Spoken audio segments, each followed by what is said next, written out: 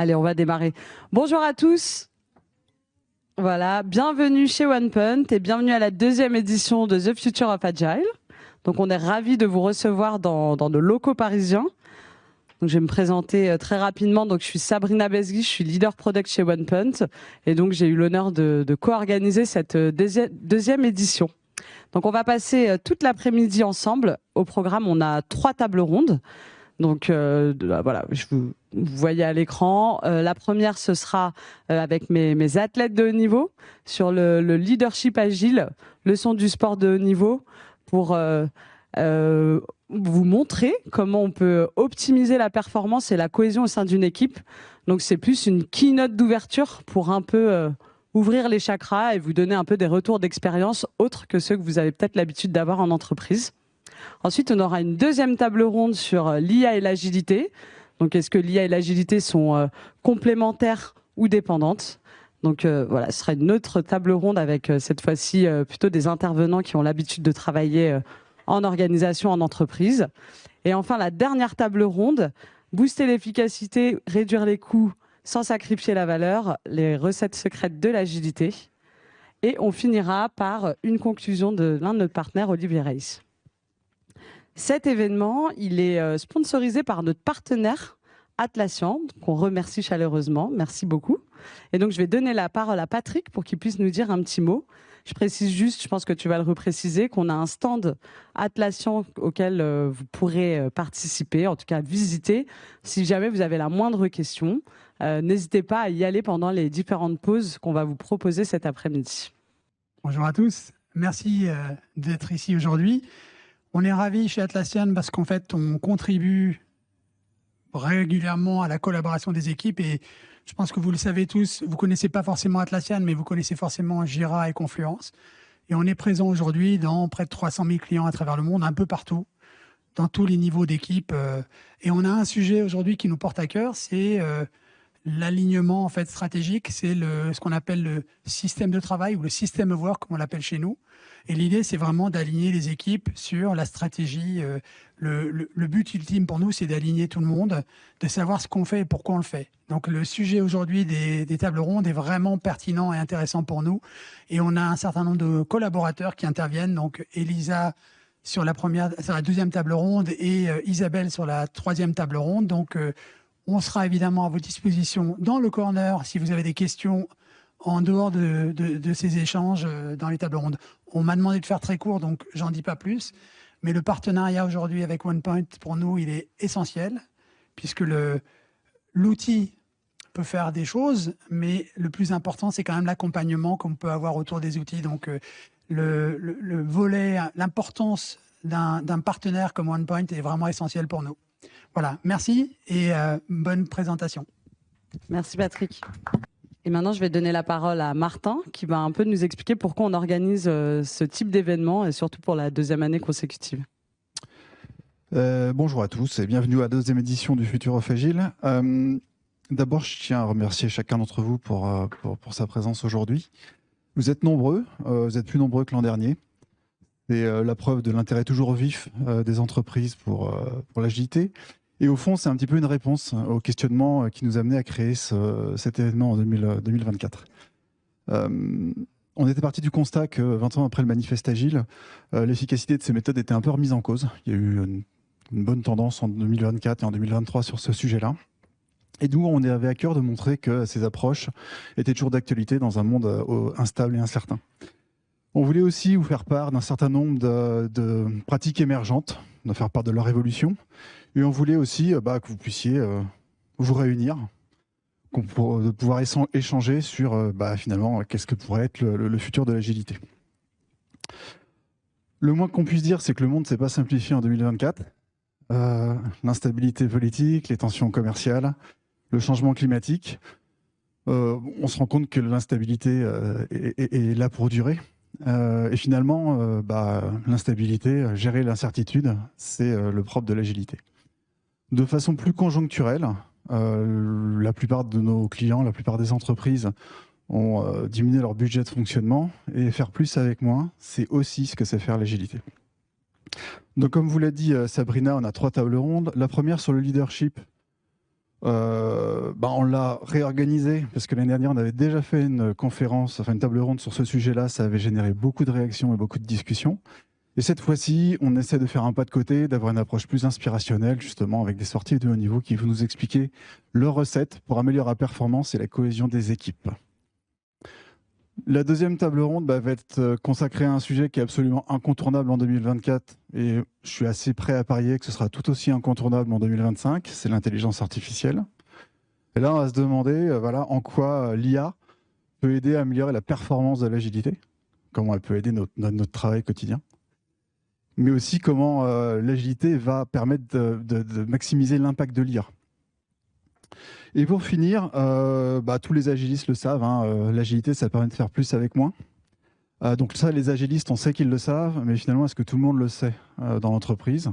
Ça va être un peu le sujet de discussion de la troisième table ronde. On va se demander quels sont les leviers dont dispose l'agilité pour booster la performance et réduire les coûts.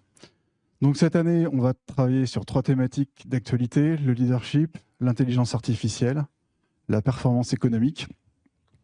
Et on va chercher à répondre à la question comment faire de l'agilité un véritable levier d'adaptation et d'efficacité dans un monde en constante transformation. J'espère que ces échanges seront riches, j'espère qu'ils seront inspirants, et surtout ce que j'espère, c'est que ça vous donnera des idées de leviers opérationnels et concrets à mettre en place dans vos contextes respectifs. Sur ce, je vous souhaite une bonne après-midi et je laisse la place à la première table ronde. Bonjour, bonjour. Vous allez peut-être pas bien voir les slides, mais le plus important, c'est de nous écouter. Donc, on vous les enverra. Non, c'est très bien. On vous les enverra de toute façon avec notre fameux mail de remerciement. Bienvenue à mes chers speakers. Donc, je suis entourée d'Angel, Johanna et Jean-Emmanuel. Donc, la problématique, je vous la rappelle, c'est le leadership agile, leçon du sport de haut niveau pour optimiser la cohésion, la performance au sein d'une équipe. Donc, je suis entourée. Donc, je vais commencer par Johanna. Alors, je vais voir si j'ai tout retenu de ton parcours. Mais Johanna, elle est membre de l'équipe de France de rugby à 15 et à 7. Elle a participé aux Jeux Olympiques de Paris cet été. Elle est double championne d'Europe 2023-2024, double championne du monde de rugby à 7 2016-2018. Elle fait partie du Stade Bordelais. Et d'ailleurs, j'anticipe tout de suite, si jamais on a du retard, elle a un train à 16h10 à la gare Montparnasse. Et pendant la pause, on prévoit une petite séance de dédicace dans le Fab Lab au fond de la salle. Mais à 15h30, elle n'est plus là. Donc, si jamais vous voulez une photo, une petite séance de dédicace, les premiers arrivés seront les premiers servis. Voilà. Angel, pour les One Punch, je pense que vous connaissez tous Angel, figure incontournable de One Punch. Angel Chelala, donc actuellement, il est Feel Good Leader chez One Punch. Tu nous expliqueras ce que ça veut dire. Avec plaisir. Et c'est un ex-athlète, donc athlétisme de haut niveau, spécialiste du 400 mètres, plus particulièrement du 4x400 mètres, vice-champion de France en 2013, champion de France au 4x400 2014, 2015. Et il est chez One Punch depuis 14 ans. Donc il a été et athlète et One Punch, et maintenant il est full One Punch depuis 10 ans. Depuis full depuis 2016, 2015-2016. Ouais. Bon, voilà, juste après. Merci Angel. Et on a Jean-Emmanuel Pierre-Charles. Donc je vous laisse deviner quel est son prénom. Il en a beaucoup. Donc aussi consultant cybersécurité chez One Punch et ex-basketteur professionnel canadien. Donc il a joué dans différents pays, Mexique, Espagne, Australie. J'en ai oublié un. Taïwan. Il a gagné 3 fois le championnat national universitaire canadien. Et peut-être plein d'autres encore. Et donc, il est chez nous depuis 2 ans.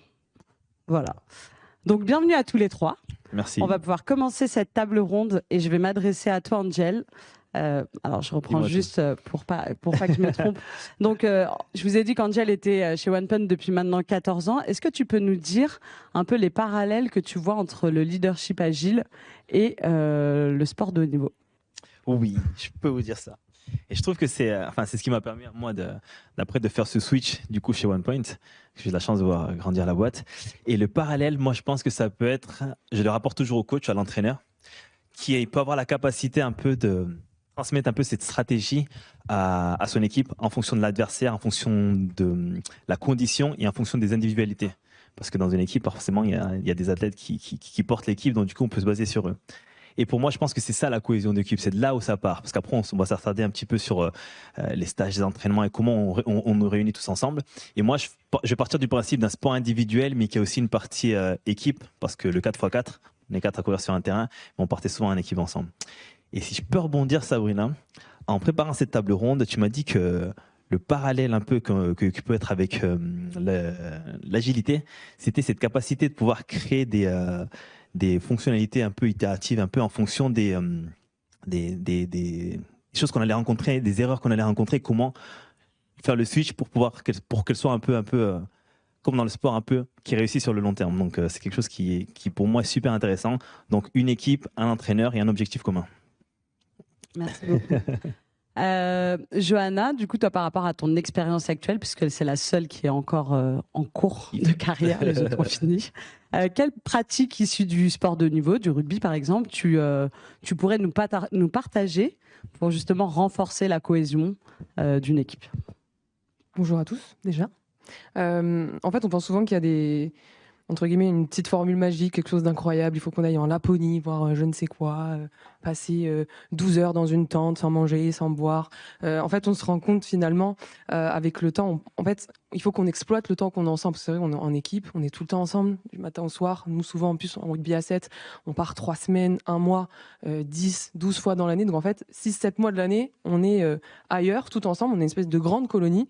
Et en fait, on a besoin d'exploiter les moments où on est hors terrain. Ça veut dire que il faut qu'on parle de nous, il faut qu'on ose en fait être vulnérable auprès des autres, c'est-à-dire parler de ce qu'on fait en dehors. En fait, ça nous permet de se donner une confiance mutuelle quand il y a quelqu'un qui est prêt à accepter entre guillemets les erreurs qu'il fait sur le terrain et du coup un petit peu ce qu'il est dans la vie, ses échecs, ce qu'il a traversé, etc.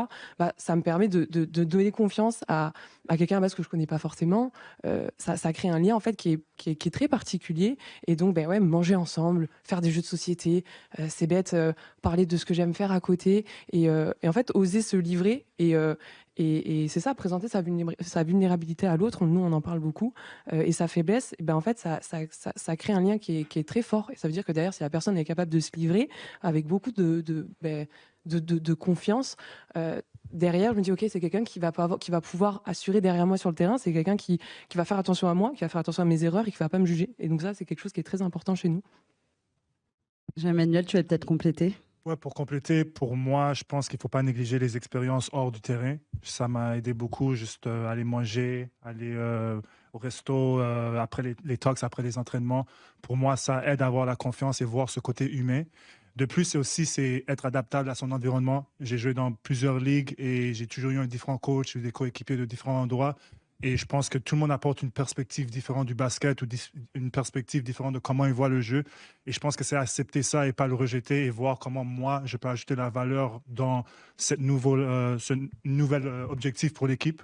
Alors, oui, et puis faire sûr qu'on est on the same page. Je pense que c'est quelque chose qu'on peut négliger aussi. Mais si c'est des weekly meetings avec ton coach, avec tes coéquipiers, je pense que ça aide un peu qu'on garde l'objectif et les main choses, les choses principales en priorité. Non, tu veux compléter quelque chose, Angel? Moi, ça me va. Non, c'est bon. Très bien. Quand on fait du sport de niveau comme ça, il y a aussi, et même en entreprise, en fait, je vais essayer de faire le parallèle quand je peux et quand j'y pense. Il y a pas mal de moments de stress, de pression, notamment à l'approche d'une compétition. Est-ce que vous mettez en place des rituels pour mieux gérer ce stress? Ça ne veut pas dire qu'il va disparaître, ou cette pression. Peut-être que Johanna, tu peux nous partager un peu ton expérience là-dessus. Ouais, déjà le cadre, c'est-à-dire que toutes les personnes qui vont s'occuper de la logistique avant une compétition, etc., c'est quelque chose de très important pour nous. C'est-à-dire que savoir où est-ce qu'on va aller, comment ça va se passer, les vestiaires, le chemin, le timing. En fait, c'est des petites choses banales, mais qui chez nous sont très importantes parce que tout ce qu'on peut cadrer, on a besoin de. Voilà, c'est quelque chose qui est rassurant. On sait où est-ce qu'on va aller, on sait comment ça va se passer. Puis derrière, forcément, toute l'analyse des adversaires, on peut faire le parallèle avec l'entreprise, savoir ce qui se passe autour. Nous, on a besoin d'analyser précisément ce qui se passe. Je sais exactement ce qu'on va me demander. Je connais mon poste, je sais ce que je dois faire. Et ça, c'est un peu le fil rouge qui nous suit parce que les moments de stress, il va y en avoir, il faut qu'on les accepte. Et nous, entre guillemets, on se rattrape un peu voilà, sur ce fil rouge. Qu'est-ce qu'on peut maîtriser? Qu'est-ce qu'on me demande? Qu'est-ce que je dois faire? Où est-ce que mes coéquipières vont être? Moi, où est-ce que je dois aller? Et en fait, tout ça, c'est des petites choses qui nous aident sur des moments qui sont importants ou des petits moments, voilà, on va devoir s'adapter parce qu'il y a quelque chose qu'on n'avait pas prévu. C'est quoi mon support de base? C'est ça. Je sais ce que je dois faire. Et je découvre rien.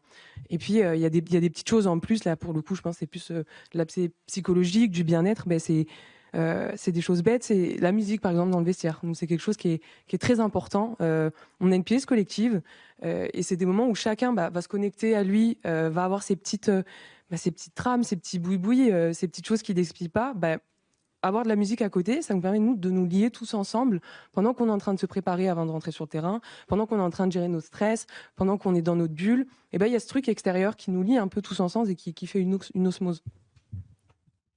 Pour moi, le stress, je vois ça de deux façons. C'est c'est la préparation et l'autre côté, c'est le côté mental. La préparation, ça peut être long terme. C'est qu'est-ce que tu as fait pour arriver à ce moment qui te donne un peu de confiance. Les entraînements, les championnats. Je sais que je suis ici pour une raison. Je déserve d'être ici. Et ensuite, court terme, c'est qu'est-ce que j'ai fait? J'ai étudié mon adversaire. Est-ce que je me suis bien préparé pour ce match? Ça me calme mon stress. Et deux, c'est le côté mental. Le stress, c'est un privilège, c'est une opportunité de bien faire, c'est une opportunité de montrer que, encore une fois, tu déserves d'être ici. Et alors, si je suis bien préparé et je garde le mental, la visualization, meditation, des choses comme ça avant le match, la musique, qui me rend la routine, qui me rend dans un bon endroit, le stress est bien géré. Mais pour moi, si je suis mal préparé ou quelque chose casse ma routine, c'est là où que le stress, je pense, peut m'avoir. Mais durant ma carrière, j'ai essayé de garder les choses comme je sais. C'est ça. Et toi, Angel? Moi, je suis d'accord avec tout ce que vous dites parce que la musique, c'est quelque chose de primordial. Ça, c'est un truc qui est très, très, très présent pendant notre carrière sportive. Et ce que je pourrais dire, moi, pour pas être redondant, c'est les rituels. Par exemple, dans une équipe, on est souvent avec des internationaux. Donc, du coup, il y en a, ils ont des rituels. Il y en a, je connais ces gens, ils allaient se lever très tôt le matin, à 5 h du matin, pour faire un pré-décrassage. Ou sinon, aller visualiser la piste. Comme disait Johanna, tu regardes le stade ou la chambre d'appel, où sont les starting blocks, comment tu te déplaces d'un endroit à un autre. Ça, c'est super intéressant. Ça t'enlève une manière de projeter le stress. Et être en osmose aussi, comme on disait aussi, avec le relais 4x4. C'est-à-dire que des fois, juste la danse, un peu danser ensemble, juste se regarder, échanger et se dire, OK, on a une épreuve qui arrive ensemble, on est déjà préparé. Ici, c'est trop tard maintenant. On va aller de l'avant. Donc, le but, c'est de profiter un max et de kiffer. Et si je peux rebondir, c'est hyper intéressant. Tu parlais de danse et c'est vrai que je ne sais pas si tout le monde est un peu tombé là-dessus. Les vidéos sont devenues un peu virales. L'équipe de France de rugby à 7, Antoine Dupont l'année dernière, a fait partie de l'équipe de France à 7 pour les Jeux Olympiques. Et ça a tourné ces vidéos où on les voit un peu tous danser ensemble. Et c'est vrai que Jérôme Darrier, l'entraîneur, a fait ce pari-là d'appeler une chorégraphe toutes les semaines. Ça faisait partie de leur entraînement. Ils avaient choré. Et c'est vrai qu'au début, on se dit des rugbyman qui sont en train de danser tous ensemble, qu'est-ce que ça va donner? Et finalement, en fait, leur retour, il était hyper intéressant parce que ça les synchronise. Et en fait, se synchroniser en dehors de façon un peu comme ça, ludique, mine de rien, quand on est sur le terrain, ça nous permet de nous connecter. Et on a trouvé ça, nous, hyper intéressant. Et puis après, évidemment, pour rebondir là-dessus, il faut savoir s'adapter. On a besoin de nos rituels, on a besoin d'avoir des choses qui nous rassurent, mais on doit aussi totalement être en capacité de réagir à ce qu'on va pas pouvoir prévoir, et ça arrive tout le temps en compétition. Donc il faut qu'on ait les deux skills. C'est vrai. Et c'est vrai que la partie danse, elle avait fait le buzz et ça avait aussi permis une communion avec le public français, notamment au Club France pendant les Jeux Olympiques, on s'en rappelle tous. Donc là, on a parlé beaucoup de rituels, de préparation pour être justement mieux gérer ce stress. Est-ce que vous avez peut-être des exemples concrets de rituels qu'on pourrait appliquer au milieu de l'entreprise? Angel, on t'écoute. C'est pas une question piège, on l'a préparée. Normalement, vous avez les réponses. Techniquement, on a les réponses, mais ça se trouve, on va pas dire ce qu'on a préparé. Mais au milieu d'entreprise, moi, c'est une question qui viendra après, mais c'est réunir les gens. Tout simplement, on pourra dire ce que j'ai créé chez OnePoint, ce qu'on a co-créé, mais c'est réunir les gens entre eux. C'est les faire voir d'une manière différente. C'est-à-dire qu'il y a toujours ce côté, même chez OnePoint, on a 3 niveaux statutaires que j'adore, ça va assez vite, mais dans certaines boîtes, il y a plusieurs niveaux. Et faire une épreuve, quelque chose en commun, même un atelier, même du sport, où on voit que les gens respirent la même air et boivent la même eau et transpirent comme nous, ça les rend un peu plus humains et du coup, ça crée ce lien-là et c'est un peu plus, un peu plus cool, je trouve. De voir tes collègues souffrir pendant une séance de sport, mais si tu trouves avec eux, ça va. Ouais, je pourrais dire ça. Ouais. Et toi, Jean-Emmanuel? Moi, je dirais un peu bondir un peu sur le check-in, les weekly check-in, les stratégies, parce que tout le monde a des Ouais, c'est vrai. ambitions, tout le monde a des rôles qu'ils veulent faire, tout le monde veut que leur rôle un peu grandisse à fur et à mesure. C'est vrai. Et je pense que c'est bien de voir, OK, voici ton rôle, mais voici l'objectif collectif et comment les deux peuvent s'améliorer au même temps. Et je pense pour les équipes que j'ai aimé jouer, les équipes qui ont eu beaucoup de succès, on est tous on the same page. Alors, je pense que ça, c'est une chose qui pourrait changer dans le monde du business un peu. Moi, j'aimerais beaucoup qu'après cette table ronde, on ait plein de gens de retour de One Point, de collaborateurs qui se mettent à danser le matin, à se faire des petites chorégraphies, des petites flash mobs. Je trouvais ça super. Bon, j'avoue que je suis pas sûre que c'est vraiment ce qui va se mettre en place. Mais non, plus sérieusement, nous, c'est vrai que c'est des choses très bêtes, mais quelque chose qui a été hyper important, moi, ces 6 dernières années quand j'étais en équipe de France A7, parce que cette année, je suis passée à 15, donc c'est un petit peu différent sur le fonctionnement. Mais on avait des réunions de semaines. Généralement, on avait 1, 2, voire parfois 3, qui pouvaient être un peu redondantes et auxquelles on n'avait pas forcément envie de participer parce qu'il fallait faire des retours sur ce qui se passait à l'entraînement, et souvent les mauvaises choses en fait. C'est ça le truc, c'est qu'il fallait qu'on ait le courage entre guillemets de se dire, ben voilà, entre quatre yeux, ben t'as pas fait ça, accepter, ben ouais, de dire, bah ouais, là c'est de ma faute. Et puis en dehors de ce qui se passe sur le terrain, ben c'est toute la vie de groupe, c'est devoir se remettre en question et puis ben régler en fait toutes ces petites choses des fois au quotidien qu'on n'ose pas trop. Ah bah elle m'a dit ça, j'interprète, et je pense que c'est des choses qu'on a aussi au boulot tout le temps. Ben voilà, une petite chose par-ci, une petite chose par-là, et le sac grossit au fur et à mesure. Franchement, très sincèrement, ça peut nuire, mais même détruire une équipe. Et nous, sans vous donner de grands secrets, hein, on a fait 5e aux Jeux Olympiques l'année dernière et on prétendait clairement une médaille. Et nous, c'est toutes ces petites choses qui, au fur et à mesure, qu'on n'a pas su gérer finalement à la fin, parce qu'on a un peu laissé ça de côté. Et ça peut vraiment gangréner une équipe. Donc, on a besoin de se dire les choses et mettre des réunions où on est sincère dans nos retours et voilà, où on a le courage de dire les choses. C'est presque aussi important qu'un entraînement. Du coup, dans les exemples de rituels dont vous avez parlé, qu'on peut un peu transposer, et ce que tu disais, c'est donc toutes les réunions que vous faisiez régulièrement. Nous, on a ce genre de choses, les daily, les weekly, voilà, qu'on entend parler quand on développe notamment un produit digital. Et ce que tu viens de dire là, c'est l'équivalent un peu de nos rétrospectives. Donc, d'être capable, après la fin d'un projet, d'un développement d'une partie d'une feature, etc., de se dire ce qui a fonctionné et ce qui a moins bien fonctionné. Et ce que tu disais, c'est que peut-être pour les JO... alors, je ne veux pas remuer le couteau dans la plaie, désolé, mais il n'y a peut-être pas eu ce travail-là qui a été fait suffisamment pour que tout soit assez transparent le jour J. Et du coup, en parlant de ça, peut-être pour rebondir là-dessus, donc la table ronde, c'est autour du leadership agile. Leadership, c'est aussi les personnes, les leaders qui vont vous emmener, vous emmener vers la performance, qu'elle soit individuelle ou collective. Pour vous trois, donc on commence par Johanna à chaque fois, mais quel est le rôle, l'importance donc du management, que ce soit le staff, un staff chez les équipes de sport, donc c'est le staff médical, les coachs mentaux, les entraîneurs, le capitaine. Enfin, voilà, peut-être qu'il y en a d'autres. Donc quelle est l'importance et le rôle de cette équipe managériale? Ouais, un manager, ou du coup pour nous plutôt un entraîneur, c'est capital. C'est-à-dire qu'on arrive tous avec le même objectif. Notre but, c'est de gagner. On est là pour être performant, on est là pour gagner des médailles d'or et clairement pour être premier. Mais l'objectif commun, souvent, il suffit pas, parce que quand on est beaucoup, avec des horizons différents, avec une éducation différente, avec un parcours de vie différent, on a besoin que notre manager nous donne une identité commune, un langage commun, quelque chose qui va nous rattraper et qui va, entre guillemets, nous dépasser. C'est-à-dire, on fait passer l'équipe avant notre individualité. Et c'est ça qui est important. Et notre manager, il est là pour créer des limites, nous donner des clés, et puis dire, voilà, c'est comme ça, c'est pas autrement. C'est terrible, hein, on n'est pas à l'école, mais on a besoin d'avoir un cadre bien défini, savoir ce qui nous appartient, ce que nous on peut gérer, et voilà, quelles sont les choses qui sont finalement presque non négociables. Pardon. C'est ce qui permet, voilà, clairement de créer l'identité, et puis au fur et à mesure d'avoir une confiance commune.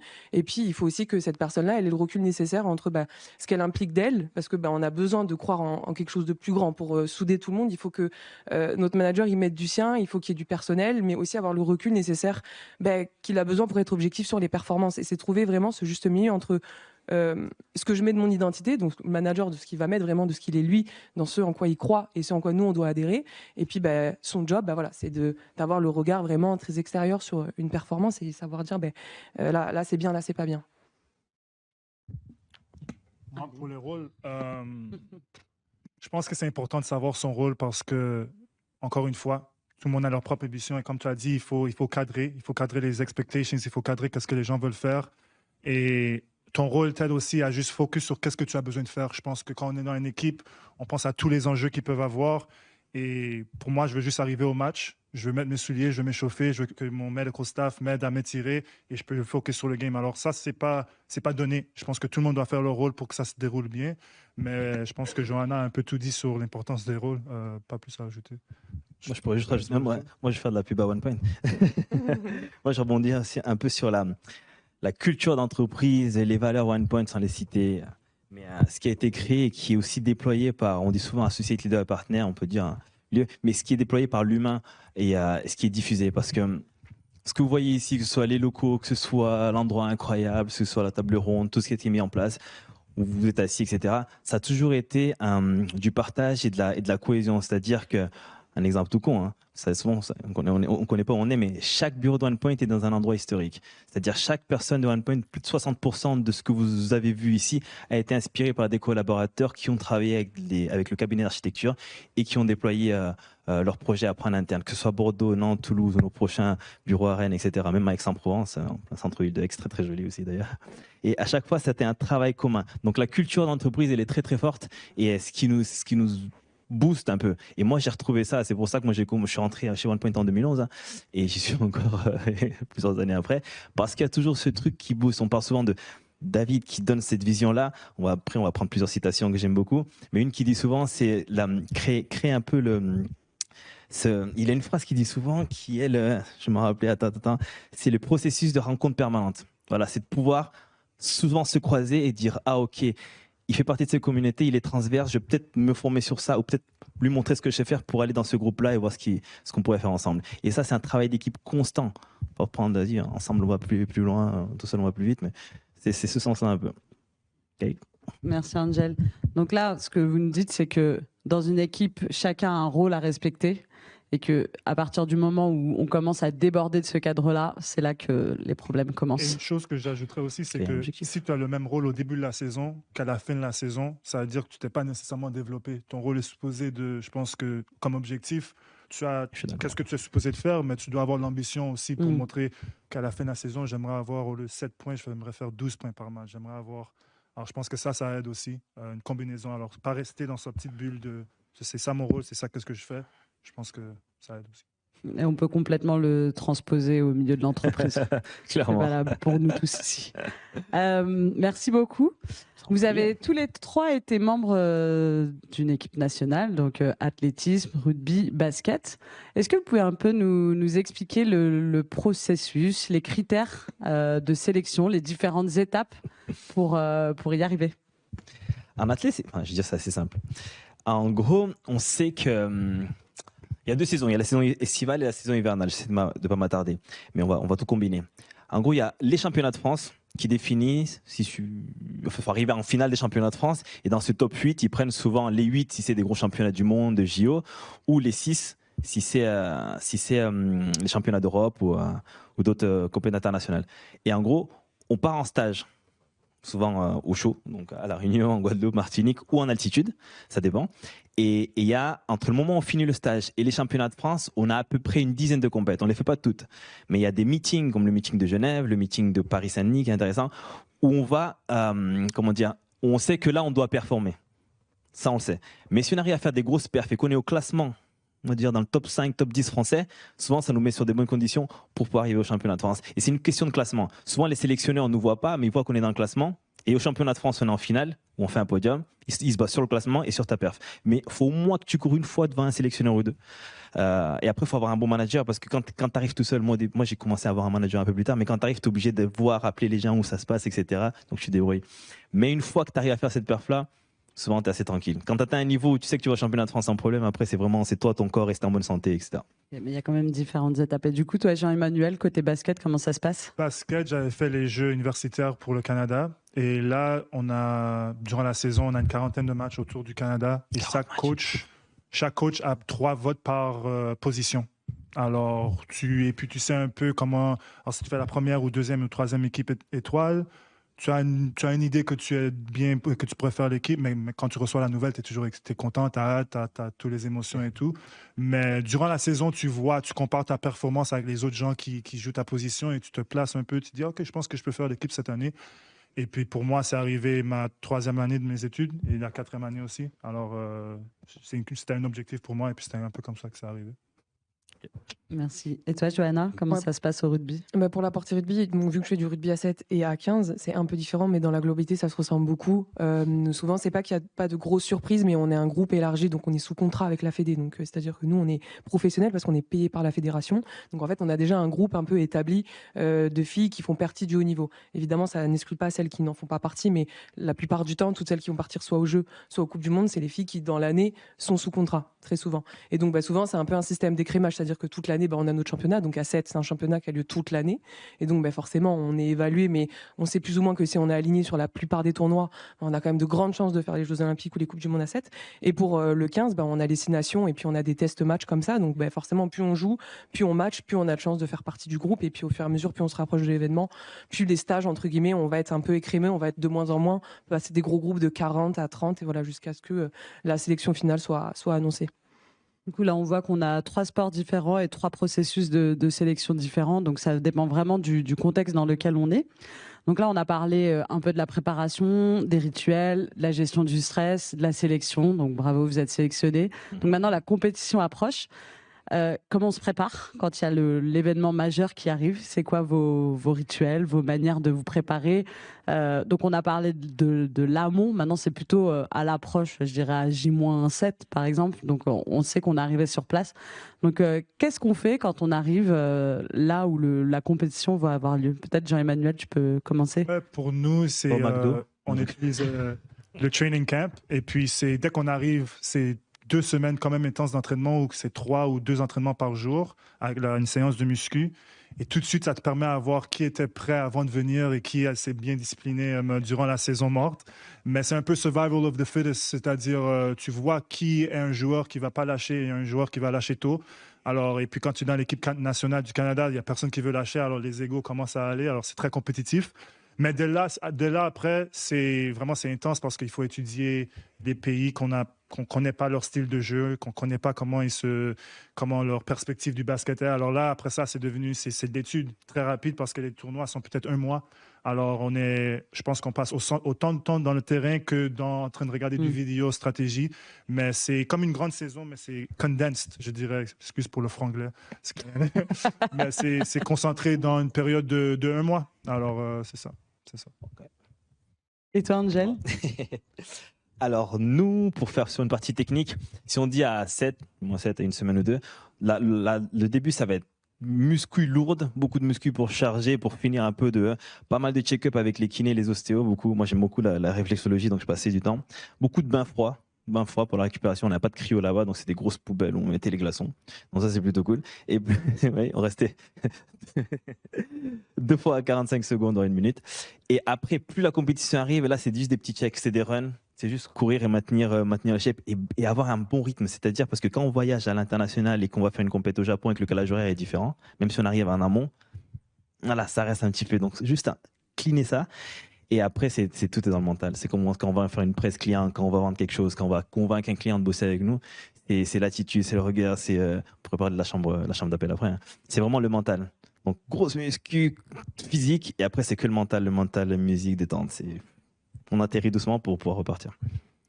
Ouais, pour rebondir, je vais pas répéter parce qu'en fonction, on fait des sports différents, mais le sport de niveau, ça se ressent beaucoup. Hein. C'est vrai que toujours sur la fin, on a souvent, je pense, tous des gros camps d'entraînement où souvent, on va pas se mentir, c'est de nous pousser nos limites au plus loin. Nous, avant les Jeux, on est parti à Font-Romeu, très loin, dans les montagnes à côté de Perpignan, où il n'y a rien, où on dormait dans des chambres. En plus de ça, en plus d'être en altitude, on avait des chambres qui étaient en plus sous altitude. Donc, c'est-à-dire que le but, c'est un peu sur la partie cycliste, il y a des gens qui s'intéressent à ça, de développer du globule rouge. Et après, quand on redescend en bas, on est censé être encore meilleur et s'adapter encore plus facilement. Donc, c'est-à-dire que l'entraînement, le match est censé devenir facile. Mais au-delà de toute cette partie préparation qui serait un peu redondante, c'est plus apprendre à décontextualiser l'événement qui va arriver. Typiquement pour les Jeux, si on se focus dessus, c'est terrible. Tu apprends que tu vas jouer dans le Stade de France, il va y avoir 160 000 personnes. Si là tout de suite tu prends tout ce qu'il y a autour, tu dis ok, je vais pas y aller. En fait, c'est pas grave. J'adore le rugby, mais je vais regarder. Et en fait, on se dit mais il y a rien qui change. En fait, c'est quelque chose que je fais toute l'année. Ça fait 6 ans que je le fais. Et c'est pas parce que voilà, oui, il va y avoir beaucoup de gens. Oui, clairement, le sol tremblait quand on était dans les sous-sols avant de rentrer, mais c'est quelque chose que je sais faire. Je réapprends rien. La Terre va continuer de tourner, même si ça marche pas, même si on rate, même si évidemment notre but c'est de gagner et on vit pour ça. Derrière, la vie elle va continuer, je vais rebondir. Et donc en fait, voilà, je pense que sortir un peu de tout ce truc, prendre du recul et se dire voilà, à côté, j'ai un toit, une maison, tout va bien, je vais bien. Et ça aide. Ouf, on relativise et puis le stress finalement il passe facile.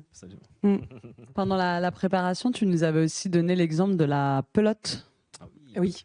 Oui, Est-ce que tu peux nous expliquer à tous ce que c'est? Ça, c'était une petite chose qu'on a fait entre nous juste avant le premier match. En fait, on avait pris une grosse pelote rouge de tricot, une pelote avec un fil. Et en gros, ça commençait par une personne qui choisissait quelqu'un d'autre dans l'équipe, qui lui donnait la pelote. Donc, elle gardait le fil, elle donnait la pelote. Donc, elle tenait chacune le fil par extrémité. Et elle disait ce qu'elle trouvait de bien chez l'autre et ce sur quoi elle l'attendait, ce pourquoi elle avait besoin d'elle dans l'équipe. Et au fur et à mesure, on se donnait toutes un bout de fil. Et à la fin, on se rendait compte qu'on était toutes liées. Bon, ça, on le savait, hein, rien de nouveau. Mais le fait de contextualiser, de voir visuellement cette image d'une espèce de grande toile d'araignée où on est toutes ensemble et finalement presque coincées ensemble, on se dit, en fait, là, on n'a pas le choix et on est toutes ensemble. Mais c'est vrai que exprimer auprès d'une coéquipière ce pourquoi j'ai besoin d'elle, voilà, ça nous a aidé, entre guillemets, à affronter tout ça. Ça, c'est un exemple très concret qui répond aussi à la problématique de base, c'est comment renforcer la cohésion dans une équipe. Et ça peut aussi vous donner des idées de icebreaker. Alors bon, faut pas le faire à 50, je pense, parce que là, on risque vraiment de s'embêler. Mais c'est un peu l'équivalent du icebreaker qu'on a l'habitude de faire, nous, pendant nos ateliers. Et c'est typiquement ce que tu as fait. Vous l'appelez peut-être pas comme ça, mais nous, on en parle souvent et on en propose très souvent. Donc on a parlé un peu de la compétition, mais parfois, il y a des choses qui arrivent qu'on ne souhaite pas, comme les blessures. Donc, est-ce que vous avez déjà participé, ou en tout cas, ou pas participé à une compétition parce que vous avez été blessé, ou alors être parti à une compétition en ayant été blessé? Et comment vous l'avez vécu? Racontez-nous un petit peu tout ça. Je te laisse continuer, Johanna, et puis après, on enchaînera avec Angel. Ouais, forcément, c'est quelque chose de très inhérent à ce qu'on fait. Typiquement, je pense que moi, entre guillemets, ce qui a été le plus compliqué pour moi à gérer, ça a été les Jeux de Tokyo, parce que je faisais partie du groupe pour Tokyo. Sauf que ça faisait 3-4 mois que je traînais une lésion musculaire qui, en soi, n'est pas grand-chose. Hein. C'était une déchirure qui aurait dû être réglée au bout de 3-4 semaines. Sauf que, voilà, on parle encore de l'importance du groupe et de savoir gérer son poste. Le médical, je pense pas forcément gérer. Après, ça fait partie du sport de haut niveau. Souvent, on pousse beaucoup plus nos corps de façon générale. On est toujours obligé de repousser les limites et c'est toujours très dur de savoir où s'arrêter ou non parce que on nous demande toujours plus. Et bon, là, pour le coup, ça s'était très très mal goupillé, si je peux dire. Et je pars quand même à Tokyo en pensant que ça va marcher. Et en fait, finalement, obligé de constater que entraînement par entraînement, j'arrivais à faire 10 minutes et ça marchait pas. Et ce qui a été très compliqué, surtout à la fin, c'est que quelques jours avant les Jeux, le staff me dit on a quand même confiance en toi, on pense que ça va quand même marcher. Et je les regarde, je me dis mais on va où? Ça fait 3 mois que je m'entraîne pas. J'arrive à faire 2-3 trucs sur le terrain, mais voilà, on est 12 quoi. Donc ça veut dire que si demain tu me mets dans l'équipe, il y a le moindre problème, en sachant que le rugby, voilà, ça arrive, il peut y avoir des blessures. On se retrouve à 12-11. Moi, je peux pas me regarder dans une glace et me dire ça fait 4 ans qu'on travaille pour ça. Si on a besoin de moi et que je suis pas capable de gérer le jour J, ce qui était totalement probable vu que je n'arrivais pas à m'entraîner, mais j'ai été obligée de prendre la décision moi-même de me retirer du groupe. Et c'est vrai que c'est des choses qui sont pas évidentes, parce que c'est des choses pour lesquelles on travaille presque toute une vie, et finalement on est obligé en plus de presque de s'auto-enlever de quelque chose dont on rêve. Mais voilà, après on rebondira là-dessus, ça sert. Les échecs nous construisent, et moi je crois réellement en ça. Moi, c'est juste pour compléter. Enfin, on parlait du rôle de l'équipe managériale. Là, c'est un exemple concret de quelque chose qui n'a pas fonctionné. On a délégué la responsabilité de l'équipe encadrante à Johanna pour qu'elle décide elle-même de se retirer d'une sélection. Enfin, je ne sais pas si vous vous rendez compte, mais c'est assez affolant. Enfin, moi, j'ai trouvé ça assez choquant comme histoire, qu'on te dise de choisir. Ça va, je vais bien, vous inquiétez pas. Non, on récupère assez vite. Moi, c'est assez simple. J'en avais parlé, mais du coup, je me suis rappelé de la compétition où c'était. C'était un meeting sélection équipe de France au Qatar. Non, c'était à Doha. Et en gros, j'avais une petite lésion, mais le coach me dit techniquement, si tu as fait ta radio, ça devrait aller. Je la fais courte. Hein. Et du coup, on met les bandes bleues qu'on met jusqu'ici, on se rappe toute la cuisse, le truc était énorme, et je me dis, allez, ça va le faire. J'étais en 3e position. Je prends le témoin, je passe premier virage, ligne droite opposée, 2e virage, dernière ligne droite, bah, ça pète. Et du coup, bah, tu finis à cloche-pied. Mais comme j'étais deuxième et je donne le témoin presque troisième, ça va, le relais se qualifie. Mais sauf que moi, ma sélection, elle saute. Parce que je suis blessé. Mais tu te blesses à la télé devant tout le monde. Du coup, tu peux pas me dire, non, en fait. Donc voilà, l'expérience un peu. Encore un cas où on t'a dit non, mais j'ai confiance, t'y vas, quoi. Ouais. Alors que t'aurais pas Mais dû y c'était aller. pas mon coach. Hein. C'était le Ah. coach de l'équipe de France actuelle. Il me dit, vas-y, c'est C'est bon. pire. Ça, il est à la retraite, c'est bon. Et je crois que toi aussi, t'en as une bonne à nous Ouais, raconter, c'est un Emmanuel. peu une histoire avec le staff encore. Mais je me sentais bien avant le tournoi, par contre. C'était avec l'équipe du Canada. On jouait contre les États-Unis. Ils avaient sélectionné l'équipe de l'Université de Purdue pour le représenter. On était allé là, comme un match d'exhibition pour qu'on voit comment on peut jouer. Et dans le premier quart, je jouais le match de ma vie. Et j'avais comme 13 points dans le premier quart. Et je pense à la fin du premier quart, le centre de l'autre équipe, il est 7 pieds 2, 240 livres, il est tombé sur mon genou. Et le lendemain, on allait à Taïwan pour faire la compétition. Alors le médecin me regarde et dit, c'est la pire chose que tu peux faire, voyager avec ton genou qui commence à qui était rendu très gros. Et alors là, j'ai pas pu jouer les 2 premiers matchs de la compétition. Et après ça, le docteur m'a regardé et a dit, si tu penses que tu peux jouer, et puis moi, comme athlète, je ne vais pas dire non. En plus, j'ai Canada ici.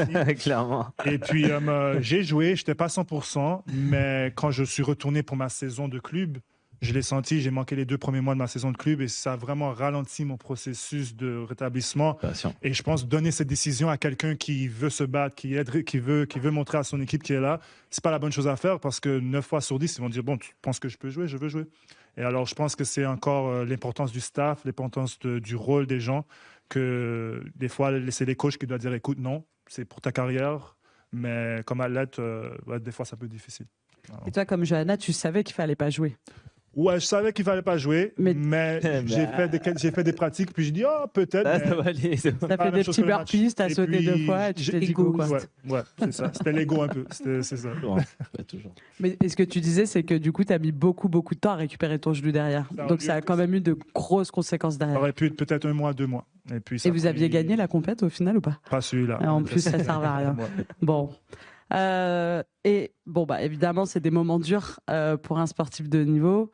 Mais du coup, comment ces blessures, si on peut dire échecs, ça vous a permis de développer votre résilience et peut-être permis de relever de nouveaux défis? Johanna. Tiens, à la base, c'était Angel qui devait parler. Mais c'était Angel. Il y a un ordre. Oui, on avait un ordre, Angel. Ah, désolé. Mais c'est toi la star, donc ça. Nous, on a la retraite. Tout le monde veut improviser les tables rondes. Là, tout le monde suit son script. Mon pain, il a 15 ans. Et on est bon niveau timing, mais il ne faut pas trop traîner non plus. Ouais, non, maintenant, pour parler, pour revenir sur comment on rebondit après un échec, moi, je pense que j'ai vraiment accepté après Tokyo parce que je pense que j'ai vraiment eu un avant et après Tokyo parce que surtout que les filles font médaille d'argent derrière. Donc, on est vice-championne olympique et moi, j'y suis pas. Donc, autant vous dire que même si on fait un sport co et c'est quelque chose qui nous dépasse, on fait toujours passer le collectif avant nous, de façon générale. Et je pense qu'à ce moment-là, en plus, je l'ai vraiment fait parce que c'est pas avec plaisir que je me suis sortie du collectif. Mais c'est sûr que regarder une médaille olympique se passer sans nous, c'est très difficile à accepter. Et derrière, je me suis dit, bon, de toute façon, j'ai 2 choix. J'ai encore la chance de faire partie de l'équipe de France. J'ai des nouvelles opportunités. J'étais, entre guillemets, relativement jeune encore. Je suis pas vieille, hein, mais j'avais 22, 23 ans. C'est quoi vieille? J'ai 28 ans. Et non, et derrière, en fait, il y avait encore plein d'autres choses. Il y avait une Coupe du Monde à 15 l'année d'après, pour laquelle j'étais pas du tout dans les plans parce que je faisais pas de 15. Il y avait une Coupe du Monde à 7, qui d'ailleurs se jumelait. Et en fait, je me suis dit, OK, maintenant, je donne tout ce que je peux, pas de regrets. Et puis, en fait, il faut que j'accepte, j'ai pas le choix. De toute façon, plus je lutte contre quelque chose que je ne peux pas maîtriser, plus je perds de l'énergie. Donc, il y a eu cette phase très compliquée, mais presque de deuil, hein, parce que clairement, pour un sportif de haut niveau, louper les jeux et pas faire de médaille, c'est un deuil. Il y a eu cette phase-là. Et puis après, je me suis dit, OK, on repart, on rebondit. Et puis, c'est vrai que derrière, finalement, je pense que j'ai eu raison parce que je fais une Coupe du Monde à 7. 2 mois après, je pars pour la Coupe du Monde à 15. On est 2 fois médaillés. Et puis, les choses s'enchaînent. Et c'est vrai que maintenant, avec le recul, j'accepte beaucoup plus l'échec. Je me dis que en fait, ça fait partie de moi. Si j'avais pas échoué, si j'avais fait les jeux, peut-être que ma carrière se serait arrêtée là et il y aurait plein d'autres choses que j'aurais pas faites. Donc, j'accepte et j'avance. Ouais. Pour moi, je dirais, c'est rare qu'un athlète se dit, je suis 100%, je me sens bien, mon corps est top. Alors, je pense que cette résilience de dire, OK, j'ai peut-être mal à la cheville, je continue, c'est dans nous, c'est quelque chose qui se vient naturel, mais c'est cette balance de dire, OK, il faut que je me respecte et puis il faut que je protège ma carrière un peu. Alors ça, c'est un peu le catch à faire. Et vraiment, je pense que quand tu regardes un athlète, tu penses qu'il doit être résilient, il doit être chose. Et pour moi, c'était vraiment ça. Tu peux te blesser et tu peux être injured. Et je pense que les blessures, tu peux jouer, tu peux continuer, mais je pense pas qu'il y a personne qui va regarder pour ta carrière. Il y a personne qui va protéger ta carrière, sauf ton agent peut-être. Mais après ça, tu dois savoir, comme dans ici, la vie perso et la vie du travail, il faut faire la balance, il faut se mettre en avant. Et je pense que ça montrait. Et deux, c'est la patience. On veut que ça prend une semaine pour qu'on se remette. On veut que ça arrive tout de suite, mais tu apprends d'être patient, tu apprends à peut-être améliorer d'autres choses de ton jeu, d'autres choses de ton game que tu pourrais pas voir. Alors, quand tu as mal, ça change ta perspective, ça te ralentit un peu. C'est ce temps-là que tu peux te remettre un peu, mais ouais, c'est un peu ça que je dirais sur ça. Tu veux compléter quelque chose ou... Moi, j'ai mis la capacité à transformer les erreurs en opportunités d'apprentissage, et c'est un truc qui m'a servi un peu chez OnePoint pour, on l'a dit tout à l'heure, hein, pour la gestion du stress, pour savoir l'idée du monde, pour créer des choses autour et avoir toujours cette motivation, un peu cette énergie, un peu. Après, c'est par nature, hein. Moi, je suis cubain, donc j'aime beaucoup tout ce qui est tout ce qui est très très hype, très très fun, très voilà. Et le sport, ça m'a donné cette confiance un peu. Mais c'est vrai que je trouve que c'est une force, un peu. Une force quand on arrive, et je faisais la part, je m'éloigne un peu, hein, mais je ne l'ai pas dit tout à l'heure, mais cette capacité à arriver dans un stade, comme tu disais, avec 100 et quelques 60 000 personnes, quand tu arrives face à des gens et que tu sais faire ça, souvent, ça glisse. Ouais. Et du coup, ce que vous disiez aussi par rapport à la résilience, c'est que ça vous a permis de mieux vous connaître et de mieux connaître vos limites. Et du coup, en vous connaissant mieux, derrière, vous affrontiez mieux vos nouveaux défis. Là, je vais m'adresser plus particulièrement à Angel et Jean-Manuel. Du coup, dans quel contexte, peut-être un peu rapidement, nous dire pourquoi vous avez arrêté finalement votre carrière de sportif de haut niveau? Moi, c'est ça, c'est une opportunité. Je sens la vie est faite de rencontres et d'opportunités, on dit souvent. Et en gros, en 2016, j'étais déjà chez OnePoint depuis 2011. Et en 2016, on déménageait ici. Et de fil en aiguille, je croise David et il me dit, tu sais qu'on va déménager dans un immeuble, on va changer de système organisationnel, on va créer quelque chose de nouveau, ça va être incroyable ça. Et j'avais déjà fait le tour, j'ai fait plusieurs compètes, plusieurs sélections, voilà. Et je trouvais l'idée assez sympa et en même temps un nouveau challenge. Le sport, je savais qu'il fallait que je m'entraîne j'avais des amis qui se préparaient pour Tokyo et pour Paris. Et moi, je me suis dit, ok, je vais arrêter le sport de niveau autour de 30-35 ans où je serai jeune dans la vie active mais vieux pour le sport, il faudra tout recommencer, la flemme.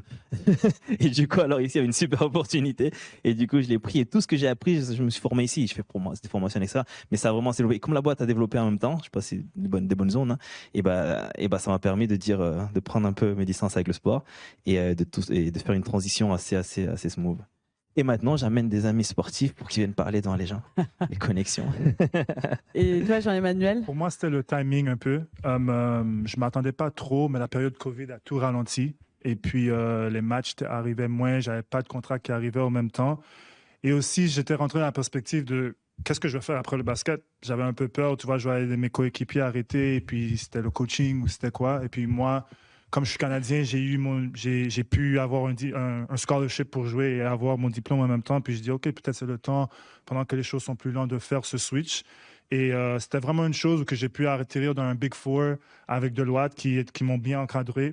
Et vraiment, je pense que c'était une combinaison de moi qui a mis les soft skills que le sport m'a appris et eux autres voir. Et ils m'ont encadré, ils m'ont donné les outils que j'avais besoin pour me sentir confortable dans le monde de consulting, comme dans le monde de cybersecurity. Et puis, j'ai dit, OK, peut-être c'est mon opportunité de faire le switch. C'est pas facile. Tu vas un peu à identity crisis, un peu. Tu te demandes, OK, qu'est-ce que j'ai fait là? Mais aussi, la vie perso. Tu vois, je passe 8 mois, je vois pas ma famille. 9 mois, je vois pas ma famille. Et puis, je vois seulement durant l'été. Même durant l'été, je joue pendant l'été.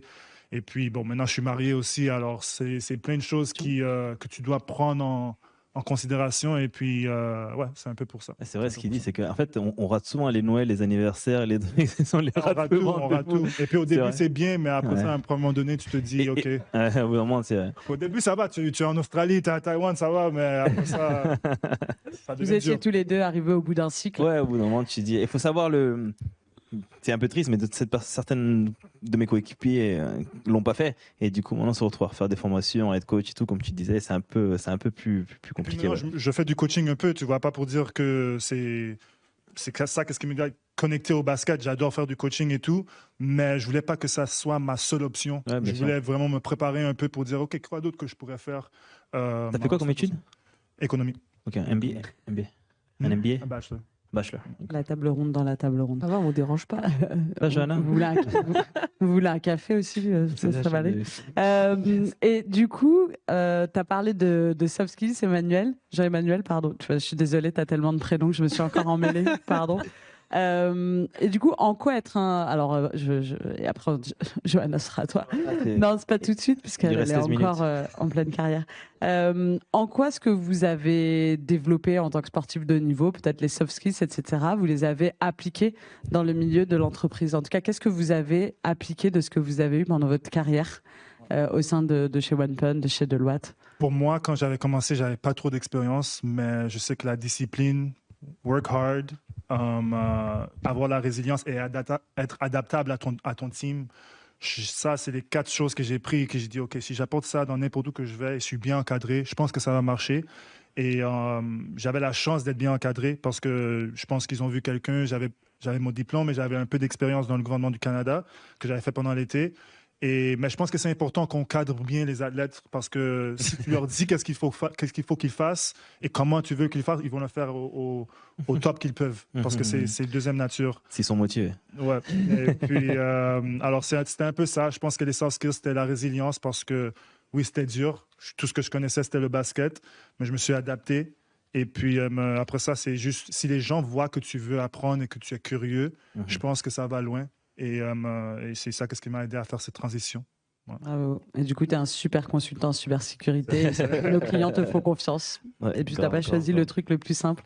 Et Ouais, toi, grave. Angèle? Je sais plus. Je sais plus, mais il y a tellement de choses. Non, c'est comme je disais tout à l'heure. Enfin, moi, c'est vraiment. Comment dire? Je parlais du stade, pour la métaphore du stade où on arrive, où on peut voilà, gérer le stress. Mais aussi, comment dire? Quand on parlait de blessures tout à l'heure ou de stress, ou même de doute à un moment, dans l'entreprise, tu vois les choses différemment dans le sens où c'est pas grave en vrai. Tu vois, dans le sens où on va travailler ensemble, on va aller ce projet-là, on va faire notre max. Tu sais, c'est un peu un système à l'américaine. Tu sais, c'est don't take everything personally or for granted. Donc, en gros, tu donnes ton max. Et si tu fais une deuxième, tu sais que tu as donné ton max. Et ouais, ce truc-là, on l'a transmis. Mais souvent, je l'ai marqué tout à l'heure, mais je ne l'ai pas dit. Souvent, dans une organisation, tu vas regarder un peu ton nombril et dire ah mais si réussit pas, bon moi les gens vont voir que je n'ai pas réussi, bon, et tu prends ça personnel, alors que pas du tout. On est tous dans le même bateau, on veut tous que ça va et à la fin on va tous briller ensemble de ce côté-là. Et moi je l'ai connu, hein, même dans un sport individuel, tu as le coach, les kinés, le staff autour, tu as ta famille. Moi ma famille elle venait dans les stades pour les grosses compètes où elle m'appelait, on l'a vu à la télé, etc. Donc ça c'est plutôt cool. Et du coup quand tu es dans le milieu d'entreprise, c'est que ça c'est it's gonna happen, mais faut se préparer. Par contre la préparation c'est clé. J'ajoute sur ça, c'est aussi comme athlète, on est habitué à avoir des nouvelles qu'on ne veut pas, des échecs. Et je pense que dans les entreprises, quand je venais de commencer, je pense que quand mes managers me parlaient, tu dois faire ça mieux. Je ne prenais pas ça personnellement. Moi, je disais, OK, quoi d'autre que je peux faire? Je pense que ça vient directement du sport.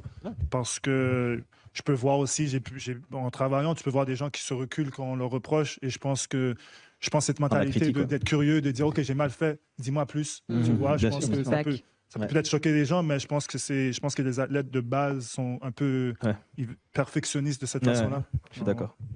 Je vais poser ma dernière question de la table ronde. Je vois les gens qui regardent l'heure en se disant ça finit quand?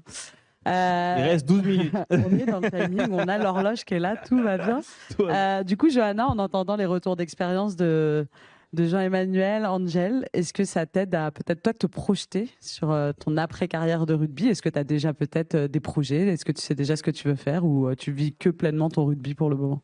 Pour le moment, je fais que ça et c'est largement suffisant, je vous avoue. Et non, c'est une question qui est hyper intéressante parce que c'est forcément au cœur aussi forcément de mon équilibre quotidien. C'est vrai que depuis, maintenant, ça fait 6 ans, 7 ans que je fais ça. J'ai jamais travaillé. Enfin, dans le sens, on va dire, propre du terme, dans ce qu'on entend aujourd'hui travailler. C'est-à-dire que pour beaucoup, le sport de niveau, c'est pas forcément un travail, puisque on associe ça beaucoup à la passion.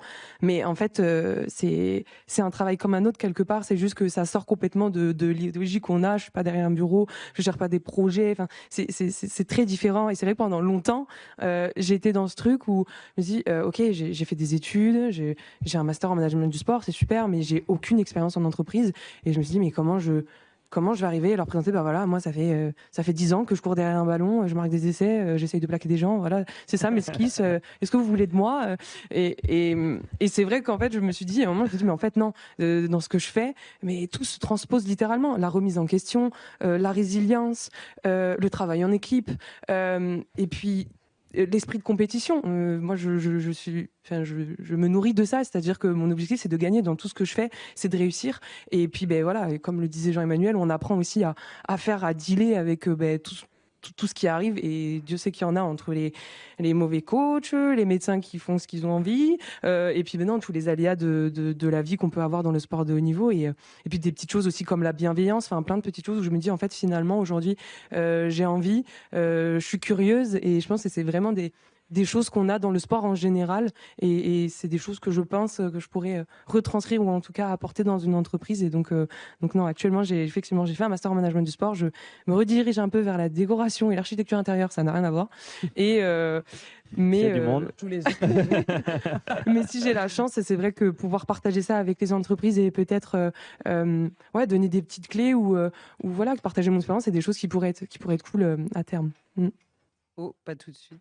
Oula. Merci à tous les trois. Donc on a quand même abordé plusieurs sujets.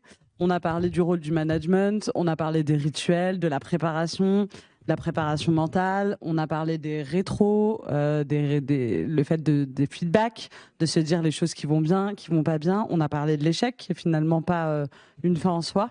Est-ce que vous voulez nous dire un dernier mot avant qu'on prenne les questions? Donc on a essayé aussi de vous partager quelques concepts qui sont à retenir ou à éviter. Donc, en effet, le rôle du capitaine et du staff est essentiel. Ça, on l'a compris à travers les différents exemples qu'on vous a partagés. La mise en place de rituels aussi, pour bien connaître son équipe. Et c'est ça qui va contribuer aussi à la cohésion et à la performance de cette équipe. Les soft skills apprises en tant qu'athlète, en fait, on peut facilement les appliquer au niveau organisation, entreprise, et que l'échec n'est pas une fin en soi, mais au contraire, qu'elle doit nourrir de nouveaux défis. Et puis les choses à éviter, c'est vraiment nier l'importance des feedbacks. C'est vrai que des fois, on a un peu la flemme de faire des rétros, de se parler sur des trucs qui n'allaient pas bien parce qu'on a peur de la réaction des autres, etc. Mais en fait, il faut crever l'abcès, quoi. Si un projet se passe mal, il faut savoir pourquoi ça se passe mal. Si on perd une compétition aux Jeux Olympiques de Paris parce que tu n'en as pas beaucoup parlé, mais parce que ça n'allait pas avec le coach, qu'il y avait 2 clans dans l'équipe, etc., on voit où ça mène. Donc c'est important d'en parler. Le manager qui ne prend pas ses responsabilités et qui délègue, alors déléguer, ça fait partie du management, mais à travers les exemples que je vous ai expliqués, je pense que vous comprenez ce que je veux dire. C'est donner la vraie responsabilité aux autres. Non, ça c'est des choses qu'il faut éviter. Et aussi, on n'en parle pas beaucoup dans le milieu de l'entreprise, un peu plus, parce qu'on parle beaucoup de burn-out, etc. Mais c'est ne pas s'écouter, ne pas écouter son corps et négliger le repos. Le repos, ça fait... Enfin, moi, j'ai fait un petit peu de sport aussi, mais le repos, on dit que ça fait vraiment partie de l'entraînement. Donc, c'est quelque chose qu'il ne faut pas négliger. Voilà un peu ce qu'on voulait vous partager aujourd'hui. On espère que ça vous a inspiré. C'était un peu le but de cette keynote d'ouverture qui sort un peu du cadre des 2 prochaines tables rondes. Est-ce que vous avez des questions à poser à Johanna, Jean-Emmanuel ou Angel? Je vois des mains qui se lèvent. Plusieurs, donc ça fait plaisir. N'hésitez pas à vous lever et à dire qui vous êtes en même temps. Ah, me lever. Ouais. Bonjour. Bonjour. Aviva, coach agile à Generali. C'est une question qui est un peu piquante. J'espère que vous ne représentez pas OnePoint au jeu mondial des entreprises en septembre, si. Bon, c'était pour savoir, donc on a aucune chance à Generali. On va vous battre. On va vous battre. C'était ça la question. C'est ça la question. Je crois qu'on est une équipe. Moi, je ne fais pas partie de l'équipe, mais je crois qu'on est une équipe. Il y a une équipe qui va, mais je ne crois pas que vous y allez tous les deux. Non, je ne sais pas, non. Ça va. On a une autre question. Bonjour, David Littel, coach agile à l'ADEME. J'ai une question, Johanna. Tu évoquais, je me permets de te tutoyer, tu évoquais la sincérité qui était importante dans les rétros. Ça m'inspire deux questions. Comment est-ce qu'on sait qu'on est dans la sincérité? Et si on se rend compte qu'on n'y est pas, comment on arrive à la provoquer, soutenir? Ça me semble... Je suis très d'accord avec toi, par contre, c'est épineux.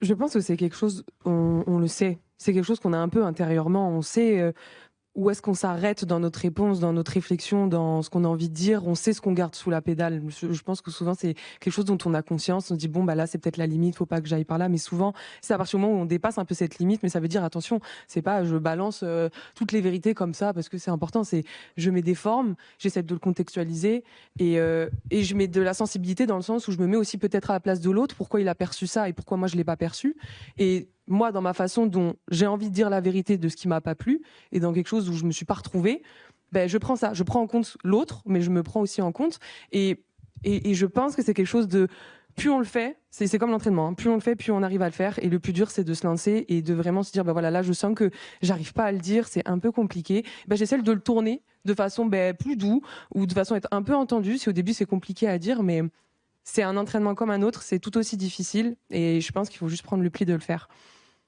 D'accord. Donc ça, c'est le point de vue en tant que participant. Et en tant qu'encadrant, entre guillemets, comment est-ce qu'on sent ça dans un... Et est-ce qu'il y a des éléments qui permettent de sentir son groupe et de sentir qu'on est justement dans le bon niveau d'échange, dans le niveau constructif, ou qu'il faut qu'on provoque d'autres choses? J'allais dire c'est un peu difficile à dire, mais je pense que souvent quand on a un manager à l'écoute ou quelqu'un qui fait attention à ses collaborateurs ou ce qui se passe, je pense que c'est quelque chose souvent qu'on peut sentir sur des petites choses. On va avoir des petites alertes, des petits regards, des discussions qui sont un peu moins longues, des gens qui vont s'éviter un petit peu. Enfin, il faut être sensible et faire attention aux petites choses un peu invisibles, au body language, à tout ça. Et là, dire ok, potentiellement, qu'est-ce que j'ai raté, quoi. Et en tant que personne qui est au sein du problème, me dire ok, ça fait partie de mon travail aujourd'hui d'être en capacité d'aller voir l'autre, c'est-à-dire d'arrêter aussi potentiellement de se reposer sur le manager ou la personne qui doit encadrer tout ça et de me dire ok, je sais que je suis dans le truc là, ça me concerne directement, je prends mes responsabilités, je laisse pas le truc s'enveniner et j'y vais, quoi, tout simplement. Je sais pas si ça répond totalement à ta question. Oui. Bon, bravo. Nickel. Allez-y.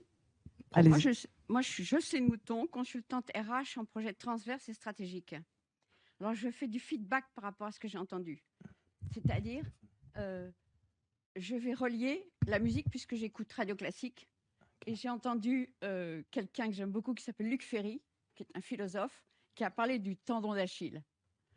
Si chaque leader dans une entreprise savait qu'il avait un tendon d'Achille, il le sait, mais il le cache.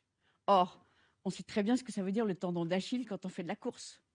Voilà. Donc, nous avons tous une fragilité quelque part. C'est important d'en prendre conscience et quand on manage une équipe, de savoir qu'on ne sait pas tout faire. C'est tout ce que j'avais à dire. Merci beaucoup. Merci beaucoup. C'est très juste. Une dernière question, oui? Ou deux, on a encore 3-4 minutes, donc on peut prendre 2-3 questions si besoin. Ouais, je disais qu'étant sportif et coach agile, j'ai fait un lien entre le sport et l'entreprise. Les soft skills que vous évoquiez, ça me parle beaucoup, mais il n'y a pas de notion de plaisir dans ce que vous dites. Enfin, pour moi, c'est quelque chose de sans. Enfin, moi, je fais du vélo et je m'amuse, je prends vraiment du plaisir et ça ne s'est pas ressenti dans ce que vous disiez. Le plaisir dans les soft skills ou le plaisir au général? Parce que en fait, le plaisir dans le sport et après, du coup, le plaisir, on le transmet à l'entreprise. Du plaisir à travailler avec les collègues, etc., quoi. Ah, on l'a pas dit parce que ça va de soi un peu. Ouais, non, mais en vrai, non, c'est vrai. Hein. Ce que je dis, c'est vrai, c'est que le plaisir, c'est comme. Je vais reprendre, parce que tu parles très bien, Johanna. Hein. Et ce que tu as dit, je vais reprendre sur ça aussi. C'est en fait, c'est quelque chose, tu sens, plus tu passes du temps avec des gens, plus tu as envie d'interagir avec eux. Tu le sens, un vrai sourire, tu sens la tournure de phrase, les formes, le ton, tu vas le dire, tu le sens. Tu vois. Donc, quand moi, je vais te proposer quelque chose ou partager quelque chose, tu vas sentir, c'est sûr que tu vas sentir que ça va être sincère. Par contre, si je suis là, ouais, bon, c'est toute une question de posture. Et je pense que plus tu passes du temps avec les gens, plus tu le ressens et plus tu es capable de t'ajuster sur ça. Et le plaisir, ouais, c'est primordial. Ça, on le fait parce qu'on aime. Elle disait, c'est un travail, mais elle n'a pas l'impression de travailler parce que c'est un plaisir. Donc, ça va dedans. C'est vrai que nous, c'était un postulat de base, en fait. C'est vrai qu'on l'a peut-être pas remis en avant, mais dans les échanges qu'on a eus, on parlait énormément de la cohésion, le fait de se retrouver, de partir au bout du monde tous ensemble. Et en fait, ça fait partie vraiment du postulat de base et du sport collectif. Parce que toi, tu fais du relais, donc on est aussi dans un sport individuel, mais qui est collectif. Mais non, je pense que, en tout cas, vous trois, avec ce que vous m'avez raconté, il y avait énormément de plaisir à faire cette carrière et plutôt de la tristesse, même un peu à se dire que ça va s'arrêter, quoi. Mais pour moi aussi, qu'est-ce qui a aidé à me retrouver dans ma vie business professionnelle, c'était un peu qu'est-ce que je tirais du sport que je pouvais appliquer ici. Alors ça m'a aidé beaucoup, mais la chose qui me manque, c'est vraiment la competitive. La compétition. Comme ça, on ne peut pas le remplacer. Mais toutes les autres choses, honnêtement, la cohésion d'équipe, les after-work, tu vas faire team, brotherhood, ça peut se développer. Ça peut se développer. C'est comme ça que moi, c'est ça qu'est-ce qui m'a aidé un peu à faire cette conversion. Alors, ouais. Et puis, tu as raison, je pense que c'est aussi dans l'aspect avoir cet esprit de compétition, en fait, avoir un objectif qu'on peut avoir dans l'entreprise, prendre du plaisir à atteindre ses objectifs, prendre du plaisir à réussir et à réussir en groupe et avoir échangé autour de ça. C'est vrai que on en a un peu fait quelque chose de disant c'est normal, facile, mais c'est vrai que tu as totalement raison et c'est totalement applicable. C'est-à-dire que dans tout ce qu'on a mis, la résilience, c'est prendre du plaisir à toutes ces choses qui des fois peuvent être pas faciles, mais en avoir quand même parce que ça fait partie de notre réussite. Ouais. On va s'arrêter là. En tout cas, moi, j'ai pris énormément de plaisir. C'était tellement bien placé. Il y avait une dernière question, allez-y alors. Je referai ma conclusion, vous n'avez pas entendu. J'avoue, je l'ai kiffé, moi. C'est bien. Bon. C'est en continuité, en fait, juste par rapport à ça, sur 2-3 mots. C'était toute la notion de plaisir, j'entends bien. Mais moi, je suis aussi une ancienne sportive de haut niveau. J'ai vécu 20 ans aux États-Unis. Je viens de revenir en France. Et j'ai du mal dans mon, même si je l'ai fait pendant longtemps, mon métier de consultante, parfois à couvrir tout ce qui est la dopamine créée par l'énergie physique. Et ça, j'avais vraiment envie de vous poser cette question, même si... Tu as répondu un peu, c'est ce qui manque. Quand tu dis la compétition, l'objectif, c'est vraiment ça qui... Non, mais la partie physique. La partie vraiment physique. Ce plaisir et que finalement on se retrouve en face d'un bureau avec des gens. Johanna, je sais pas si elle peut répondre, mais moi à côté, je fais de la boxe, de la natation, du vélo, de l'escalade, je fais tous les trucs possibles et imaginables. Parce que pour moi aussi, je pense qu'il faut que je fasse du sport. Au moins, si c'est pas la muscu, si c'est du coaching, ça fait partie de moi. Et puis, je pense que quand j'avais arrêté du basket, il y avait une période que je pouvais même pas regarder, que je dis non, je sais pas. Et j'ai fait une petite dépression à cause de ça. Tu vois, j'étais pas bien, tu vois. Mais quand j'ai recommencé à jouer au sport, à faire de la muscu, à essayer des nouvelles choses, c'était bien pour mon mental. Et puis 2, c'est resté une habitude que je pense que je vais tenir le plus que je peux. On peut jamais arrêter. Et juste, Angel ne le précisait pas, mais il développe tout ce qui est wellness. Alors, ça s'appelle comme ça, Wellness Sport chez OnePunt. Donc, il anime beaucoup d'événements sportifs, des séances de sport entre midi et 2, etc. Donc, il y a un vrai collectif sportif qui s'est construit chez OnePunt et qui est piloté par Angel. Donc, voilà, je pense que toi, c'est quelque chose qui t'anime aussi, même si tu ne dépenses pas à 500% pendant tes séances. Mais tu as retranscrit ce que tu avais appris chez OnePunt. Non, j'étais juste très curieuse de savoir quel sport vous faisiez. Escalade. Ok. Merci. On vous invitera à la prochaine table ronde. Avec grand plaisir. Donc, je refais ma conclusion du coup. J'ai pris beaucoup de plaisir à animer cette table ronde avec chacun de vous. Donc, merci Angel. Merci pour l'invitation. Merci Jean-Emmanuel. Merci Johanna d'être venue de Bordeaux. De Bordeaux, dont est l'entraînement tout à l'heure. Merci à vous tous pour votre présence et vos questions. Si jamais vous avez des questions à adresser, profitez de la pause. C'est une pause de 30 minutes. Okay. On a la petite séance de dédicace au fond dans le Fab Lab si vous voulez. Sinon, elle prendra le temps de passer du temps précieux avec nous. Et puis, on vous retrouve à 15h30 pour la table ronde sur l'IA et l'agilité.